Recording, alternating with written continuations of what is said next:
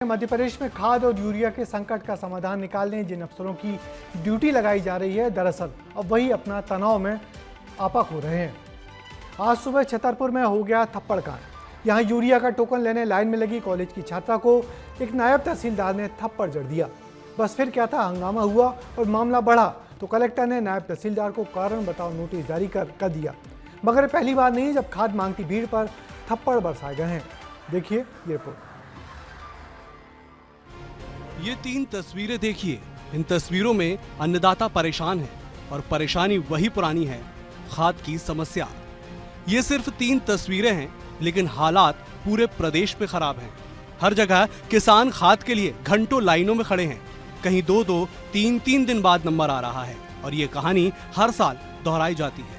छतरपुर में तो हालात इतने खराब हो गए कि नायब तहसीलदार ने खाद लेने आई एक छात्रा को थप्पड़ जड़ दिया।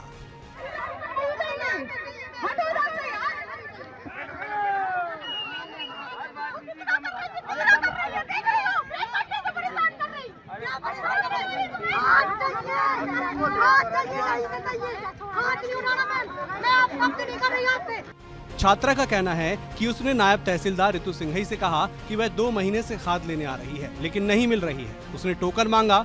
रितु सिंघई ने कहा कि महिलाओं को टोकन नहीं मिलेंगे, केवल पुरुषों को मिलेंगे। दोबारा टोकन मांगा तो नायब तहसीलदार ने थप्पड़ मार दिया। हमने मैम से कहा, मैम हमें टोकन चाहिए, हमें खाद लेना, मैं 4 हफ्ते से आ रही हूँ। बोलती हाँ मिलेगा, और वो मारने को करने लगी। मेरे एक थप्पड़ मार दिया।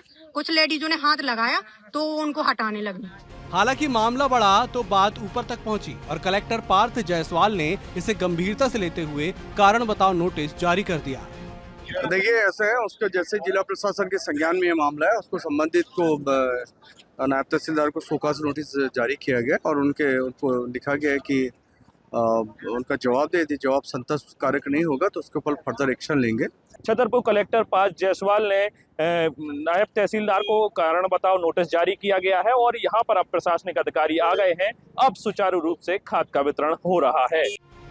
हालांकि इस मामले पर प्रशासन एक्टिव हुआ और प्रशासनिक अधिकारी पहुंचे, जिसके बाद खाद का वितरण फिर से शुरू हुआ। हालांकि ऐसा पहली बार नहीं है जब किसी तहसीलदार ने किसानों को थप्पड़ जड़े। 14 अक्टूबर को भी सागर जिले के देवरी तहसील में खाद वितरण के दौरान एक किसान को तहसीलदार प्रीति रानी चौरसिया ने थप्पड़ मार दिया, जो खाद के लिए टोकन बांट रही थी और भीड़ में किसान के हाथ लगने से भड़क गई। किसानों की खाद की समस्या की ऐसी ही एक तस्वीर श्योपुर से भी सामने आई। श्योपुर जिले में हालात उससे भी खराब हैं। बड़ौदा तहसील अनाज मंडी के खाद वितरण केंद्र पर सुबह से लेकर शाम तक लंबी लाइनें लगी रहती हैं। खुद किसान कहते हैं कि खेती करना अब टेढ़ी खीर हो गया है। ऐसी ही परेशानी नरसिंहपुर जिले के करेली में किसानों का गुस्सा सड़क पर फूट पड़ा। सुबह 4 बजे से लाइन में लगे किसान जब टोकन और यूरिया दोनों न मिलने से निराश हुए तो उन्होंने स्टेट हाईवे पर बैठकर जाम लगा दिया। हालांकि प्रशासन ने दावा किया यूरिया पर्याप्त है और व्यवस्थित टोकन वितरण हो रहा है।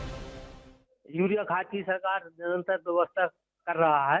जैसे ही है ना रैक लगती है तो वैसे ही है ना वो डीएमओ गोदाम में और प्राइवेट में भी दे रहा है। हमारी जो सोसाइटी है जिसमें परमिट पे है खाद देना है, वो भी वहाँ पे पहुँच रही है।